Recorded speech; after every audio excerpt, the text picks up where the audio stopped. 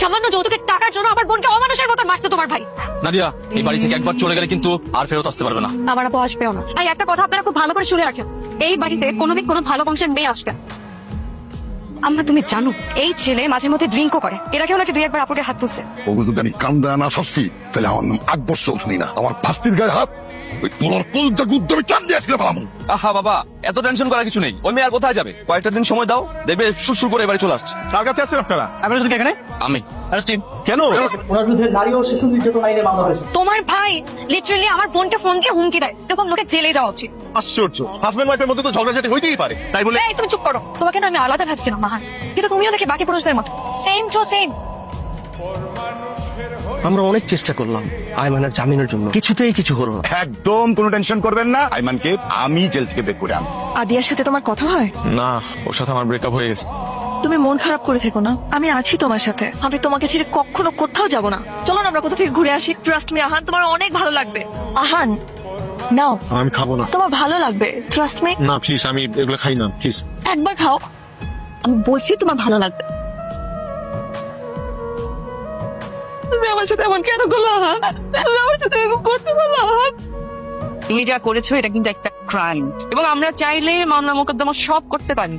আরে বিচলিত হচ্ছ কেন? আমরা তো এরকম কিছু করব না। আমার শ্বশুর, আমরা তোমাকে খুবই পছন্দ করি, আর ঈশিতা তোমাকে খুব ভালোবাসে। ঈশিতাকে বিয়ে করবে আহান? ভাবি, আমি আজকে হাসি। তোমাদের মধ্যে তো কিছুই হয়নি, কিন্তু ও যে ভয় পাইছে। তোমার প্ল্যান সাকসেসফুল। আইমান ভাই, আপনার জামিনটা কিন্তু আমরা এমনি এমনি করাইনি। এখানে আমাদের একটা ছোট্ট স্বার্থ আছে। ঈশিকা আহানকে খুব ভালোবাসে, ওকে বিয়ে করতে চায়। আপনি চাইলে বিয়েটা দিয়ে দিতে পারেন, আপনাকে 50 লাখ দিব। রাজি? তাহলে আমি রাজি।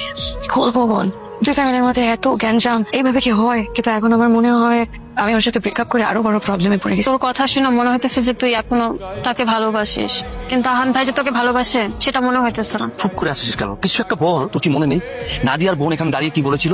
আমাদের পরিবারে নাকি কোনো ভালো বংশের মেয়ে বউ হয়ে আসবে না। আমি ওদেরকে দেখাতে চাই ওদের চেয়ে 1000 গুণ ভালো পরিবারের একটা মেয়ে এই বাড়িতে আমার ছোট ভাইয়ের বউ হয়ে আসছে। বেঈমান, আমার সাথে প্রেম করে অন্য মেয়েকে বিয়ে করবে তো লজ্জা লাগে না? আমি তোকে ছাড়বো না, আমি তোকে ছাড়বো না। বিয়ে করবি তো কর, তুই আমি আমাকে বিয়ে কর। এই বিয়ে আমি করতে চাই। আমি তো কখনোই এই মেয়েকে বিয়ে করবো না, কাউকে না। তোমাকে ছাড়া আমি কাউকে বিয়ে করবো না, কারণ আমি তো এগুলো জিত থেকে করতেছি। তোমার উপর আমার জিত ছিল, আমি তোমাকে ভালোবাসি। কি হচ্ছে এখানে সব? তুই এখানে কি করছিস? এই মেয়ে এখানে কি করছিস? ভাই, আমরা একজন আরেকজনকে অনেক ভালোবাসি। প্লিজ ভাইয়া, ভাইয়া তুমি এই বিয়েটা ভেঙে দাও না ভাইয়া। এই বিয়ে ভেঙে দেবো মানে কি? ফাজলামি করিস তুই? আমি বিয়েটা করতে পারবো না। তুই বিয়ে করতে হবে। আমি করতে পারবো। এই মেয়ে, চাপ তুই বেরো। শেষ পর্যন্ত তুই ভাই মারামারি করলি, কি শুরু করেছিস এসব? তোমার ছেলেকে জিজ্ঞেস করো। আমি কি চাই সেটা অলরেডি আমি বলছি। আমি বিয়ে করতে চাই না, মানে চাই না। তো দেখো, আমি রিয়েলি সরি। আমি তোমাকে বিয়ে করতে পারবো না, তুমি আমাকে মাফ করে দাও। আমি তুমি আদিয়াকে ভালোবাসি।